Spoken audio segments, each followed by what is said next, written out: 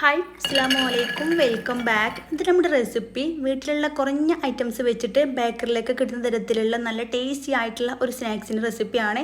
ഏകദേശം ഇത് വെട്ട് കേക്കിൻ്റെ ഒക്കെ ഒരു ചെറിയ വേർഷനൊക്കെ ആയിട്ട് വരും. വെട്ട് കേക്കിനേക്കാളും ഉള്ളു നല്ല സോഫ്റ്റാണ്, പുറം നല്ല ക്രിസ്പിയാണ്, അടിപൊളി ടേസ്റ്റാണ് കഴിക്കാനായിട്ട്. ഇത് റവയോ മുട്ടയോ ഒന്നും ചേർക്കാതെയാണ് ഉണ്ടാക്കിയിട്ടുള്ളത്. അപ്പോൾ ഇതെങ്ങനെ ഉണ്ടാക്കിയെടുക്കാൻ നോക്കാം. അതിന് മുന്നായിട്ട് ഈ ചാനൽ ആദ്യം നിങ്ങൾ കാണുന്നുണ്ടെങ്കിൽ നിങ്ങൾക്ക് ഇഷ്ടമായെന്നുണ്ടെങ്കിൽ പ്ലീസ് ഒന്ന് സബ്സ്ക്രൈബ് ചെയ്ത് സപ്പോർട്ട് ചെയ്യണേ. ആദ്യം ഒരു മിക്സിൻ്റെ ജാർ എടുത്തിട്ടുണ്ട്. ഇതിലേക്ക് ഒരു അര കപ്പ് പഞ്ചസാര ചേർത്ത് കൊടുക്കാം. പഞ്ചസാര നിറച്ചിട്ട് തന്നെ എടുത്തിട്ടുണ്ട്. ഇനി ഇതിലേക്ക് ഒരു 4 ഏലക്കായ് ചേർത്ത് കൊടുക്കാം. ഏലക്കായിൻ്റെ കുരു മാത്രമായിട്ട് ചേർത്ത് കൊടുക്കാം. ഇത് നല്ല ഫൈനായിട്ട് പൊടിച്ചെടുക്കാം.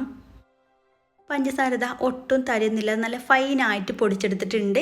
ഇനി ഒരു ബൗളെടുക്കുക. ഇതിലേക്ക് ഈ ഒരു പൊടിച്ചെടുത്തുള്ള മിക്സ് മൊത്തത്തിൽ അങ്ങ് ചേർത്ത് കൊടുക്കാം.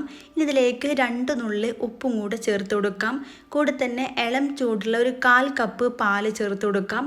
പാലിൽ ചെറിയ ഒരു ചൂട് ഉണ്ടായിരിക്കണം. ഇനി ഇതിലേക്ക് ഒരു 3 ടേബിൾ സ്പൂൺ ചെറിയ ചൂടുള്ള നെയ്യും കൂടെ ചേർത്ത് കൊടുക്കാം. മെൽറ്റാക്കി എടുത്തിട്ടുള്ള ചെറിയ ചൂടുള്ള നെയ്യാണ് കേട്ടോ ഇവിടെ എടുത്തിട്ടുള്ളത്. ഇനി ഇതിലേക്ക് 2 ടേബിൾ സ്പൂൺ സൺഫ്ലവർ ഓയിലും കൂടെ ചേർത്ത് കൊടുക്കാം. ഇതിലേക്ക് വെളിച്ചെണ്ണ എടുക്കണ്ട, ഓയിൽ മാത്രം എടുത്താൽ മതിയാകും. എനിക്ക് വേണമെങ്കിൽ മൊത്തത്തിൽ നെയ്യ് എടുക്കാവുന്നേ ഉള്ളൂ. കൂടെ തന്നെ ഇതിലേക്ക് 2 നുള്ളി ബേക്കിംഗ് സോഡയും കൂടെ ചേർത്ത് കൊടുക്കാം. സോഡാപ്പൊടി ഉണ്ടല്ലോ, അതാണ് എടുത്തിട്ടുള്ളത്. ഇനി വിസ്കോ അല്ലെങ്കിൽ ഫോർക്കോ വെച്ചിട്ട് നല്ല പോലെ മിക്സ് ചെയ്ത് കൊടുക്കുക. ഈ ഒരു നെയ്യിൽ ഈ ഒരു പഞ്ചസാര നന്നായിട്ട് മെൽറ്റായിട്ട് കിട്ടണം. പഞ്ചസാരയ്ക്ക് നെയ്യിൽ നല്ല പോലെ മിക്സായി യോജിച്ച് വന്നിട്ടുണ്ട്. ചെറിയ ചൂടുള്ള പാലും നെയ്യൊക്കെ കൊടുത്തുകൊണ്ട് തന്നെ പെട്ടെന്ന് മെൽറ്റായിട്ട് കിട്ടും.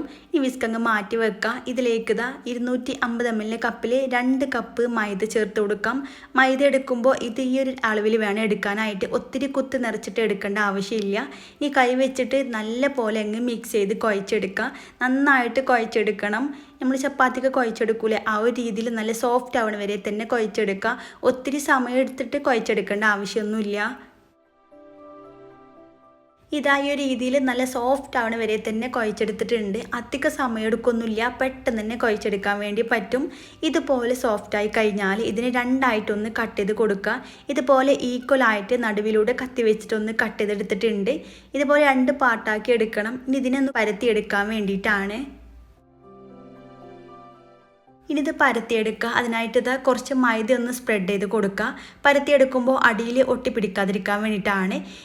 ഇതുപോലെ നല്ല നൈസായിട്ട് അങ്ങ് പരത്തിയെടുക്കുക. പെട്ടെന്ന് പരന്ന് കിട്ടും കേട്ടോ. അധികം ബലത്തിട്ട് പരത്തിയെടുക്കേണ്ട ആവശ്യമൊന്നുമില്ല കേട്ടോ, നല്ല സോഫ്റ്റാണ്. ഇതുപോലെ ഒന്ന് വേണമെങ്കിൽ ഒന്ന് ഷേപ്പ് ആക്കിയിട്ട് ഒന്ന് സ്ക്വയർ ആക്കി വേണമെങ്കിൽ പരത്തിയെടുക്കാം കേട്ടോ. ഈ ഒരു തിക്നെസ്സിലാണ്, ഏകദേശം 1 ഇഞ്ച് തിക്നെസ്സോളം ഞാനിവിടെ എടുത്തിട്ടുണ്ട്. അധികം നൈസാക്കി എടുക്കണ്ട, കുറച്ചൊക്കെ തിക്നെസ് വേണം കേട്ടോ. ഇത്രയും പരത്തിയെടുക്കുക. എന്നിട്ട് അതിന് 4 സൈഡൊന്ന് കട്ട് ചെയ്ത് കൊടുക്കുന്നുണ്ട്. നിർബന്ധമില്ല, എനിക്ക് വേണമെങ്കിൽ ചെയ്താൽ മതിയാകും. നല്ലൊരു ഷേപ്പ് കിട്ടാൻ വേണ്ടിയിട്ടാണ് കേട്ടോ. ഈ കട്ട് ചെയ്ത് കളയേണ്ട ആവശ്യമൊന്നുമില്ല. വീണ്ടും ഇതേ രീതിയിലൊന്ന് പരത്തിയെടുത്താലും മതി. ഇതുപോലെ ചെറിയ ചെറിയ പീസായിട്ടൊന്ന് കട്ട് ചെയ്ത് കൊടുക്കാം. നിങ്ങൾക്ക് വലിയതായിട്ട് വേണമെന്നുണ്ടെങ്കിൽ അങ്ങനെ വേണമെങ്കിലും ചെയ്യാട്ടെ. ഞാനിവിടെ ചെറുതായിട്ടാണ് കട്ട് ചെയ്യണത്. ഏകദേശം ഒരു 1/2 ഇഞ്ച് 1/2 ഇഞ്ചിനേക്കാളും കുറച്ചും കൂടെ കൂടുതലായിട്ട് മാത്രമേ എടുത്തിട്ടുള്ളൂ. ഇതുപോലെ ചെറിയ ചെറിയ പീസായിട്ട് അങ്ങ് കട്ട് ചെയ്തിട്ട് എടുക്കാം.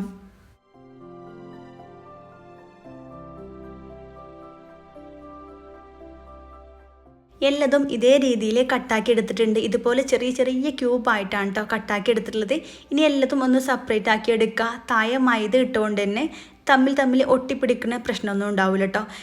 എല്ലതും സെപ്പറേറ്റ് ആക്കി എടുത്തിട്ടുണ്ട്.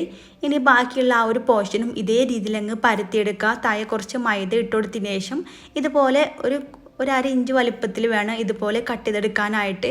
ഒത്തിരി തിന്നായിട്ട് പരത്തിയെടുക്കണ്ട.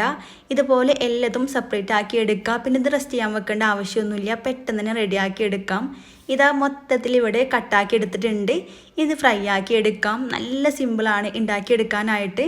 ഇത് ഒരുപാട് നാൾ സ്റ്റോർ ചെയ്ത് വെക്കാൻ വേണ്ടി പറ്റുകയും ചെയ്യും. ഫ്രൈ ആക്കി എടുത്തതിന് ശേഷം ഇത് ഫ്രൈ ആക്കി എടുക്കാം. ഇനി ഇത് പൊരിച്ചെടുക്കുക. അതിനായിട്ട് ഓയിൽ ചൂടാകാനായിട്ട് വെച്ചിട്ടുണ്ട്. എനിക്ക് വേണമെങ്കിൽ വെളിച്ചെണ്ണ എടുക്കാം കേട്ടോ. എന്നിട്ട് മീഡിയം ഫ്ലെയിമിൽ ഇട്ട് കൊടുക്കുക. എണ്ണ നന്നായിട്ട് ചൂടായിട്ട് വന്നാൽ ഇതിലേക്ക് ഇതുപോലെ ഓരോന്നായിട്ട് ഇട്ട് കൊടുക്കുക. പിന്നെ ഇട്ടെടുക്കുമ്പോൾ കയ്യിലേക്ക് തെറിക്കാതെ വേണം ഇട്ടുകൊടുക്കാനായിട്ട്. ഒന്നിച്ചിട്ട് കൊടുത്താൽ തമ്മിൽ ഇങ്ങനെ ഒട്ടിപ്പിടിക്കും. അതില്ലാതിരിക്കാൻ വേണ്ടിയിട്ടാണ് ഇതുപോലെ സെപ്പറേറ്റ് ആയിട്ട് ഇട്ട് കൊടുക്കുന്നത്. പിന്നെ എണ്ണ നല്ല ചൂടുണ്ടായിരിക്കണം കേട്ടോ ഇട്ട് കൊടുക്കുമ്പോൾ. പിന്നെ ഇട്ട് കൊടുത്ത് കഴിഞ്ഞാൽ പിന്നെ ഏറ്റവും ലോ ഫ്ലെയിമിലേക്ക് ഇട്ട് കൊടുക്കുക. പിന്നെ തീരെ ചൂടില്ലാതെ എണ്ണയിലേക്ക് ഇട്ടുകൊടുത്താൽ ഇത് പെട്ടെന്ന് ഇങ്ങനെ വിണ്ട് പോകും കേട്ടോ. ഇതിൻ്റെ മുകളും താഴൊക്കെ ആയിട്ട് വിണ്ട് വരും. അപ്പോൾ നല്ലൊരു ഭംഗി ഉണ്ടാവില്ല കാണാനായിട്ട്. അപ്പോൾ ഇതുപോലെ നല്ല പോലെ ചൂടായി വന്ന ശേഷം മാത്രം ഇട്ട് കൊടുക്കുക. ഇട്ടുകൊടുത്ത് കഴിഞ്ഞാൽ പിന്നെ ഏറ്റവും ലോ ഫ്ലെയിമിലിട്ട് അങ്ങ് ഫ്രൈ ആക്കി എടുക്കാം. പിന്നെ ഹൈ ഫ്ലെയിമിൽ ഇട്ട് കൊടുത്താൽ പെട്ടെന്ന് അങ്ങ് കളറ് മാറിയിട്ട് കിട്ടും കേട്ടോ. അപ്പോൾ അതൊന്ന് ശ്രദ്ധിക്കണം. ഇതുപോലെ എല്ലതും നല്ല രീതിയിൽ കളറൊന്ന് ചേഞ്ച് ആയിട്ട് വന്നാൽ കോരിയെടുക്കുക.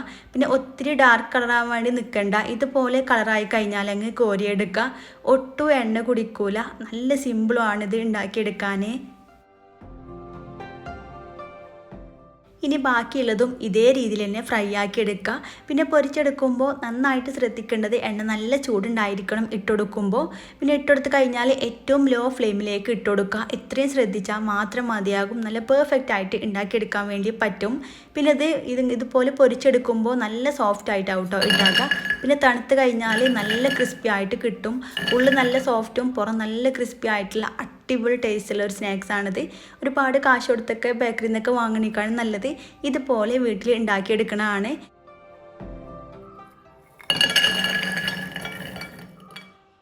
അപ്പോൾ എല്ലാവരും ഉണ്ടാക്കി നോക്കുക. എന്നിട്ട് കമൻറ്റ് അറിയിക്കാൻ മറക്കരുത്. വീഡിയോ ഇഷ്ടമായെങ്കിൽ ലൈക്ക് ചെയ്യുക. ഫ്രണ്ട്സിനും ഫാമിലിക്കും ഷെയർ ചെയ്ത് കൊടുക്കുക. വീണ്ടും അടിപൊളിയായിട്ടുള്ള റെസിപ്പി ആയിട്ട് കാണാം. താങ്ക്